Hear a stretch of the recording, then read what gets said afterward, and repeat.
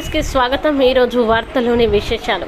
సిద్దిపేట జిల్లా హుస్నాబాద్ అంబేద్కర్ చౌరస్తాలో మాజీ మంత్రి ఎమ్మెల్యే హరీష్ రావు క్యాంప్ కార్యాలయంపై జరిగిన దాడిని నిరసిస్తూ బీఆర్ఎస్ పార్టీ శ్రేణులు నిరసన తెలిపారు. ప్రజాపాలన అని చెప్పుకుంటున్న కాంగ్రెస్ ప్రభుత్వం ప్రతిపక్షాలపై దాడులకు పాల్పడడం సరికాదని బీఆర్ఎస్ నాయకులు అన్నారు. మాజీ మంత్రి హరీష్ రావు రుణమాఫీతో 6 గ్యారెంటీలు అమలు చేయాలని సవాల్ చేస్తే 2 గ్యారెంటీలు మాత్రమే అమలు చేసి తప్పుల తడకగా రైతులకు రుణమాఫీ చేశారని ఆగ్రహం వ్యక్తం చేశారు. ఎంతమందికి రుణమాఫీ చేశారో లెక్కలతో చెప్పాలని, రైతు రుణమాఫీపై గ్రామాల్లో చర్చలు జరిపి ప్రభుత్వాన్ని నిలదీస్తామని హెచ్చరించారు. రాష్ట్రంలో రైతాంగానికి 2 లక్షల రుణమాఫీ ఆగస్టు 15 లోపు రుణమాఫీ చేయాలి. 6 ఇచ్చిన గ్యారెంటీ 6 గ్యారెంటీ అమలు చేయాలని చెప్పేసి కోరడం జరిగింది.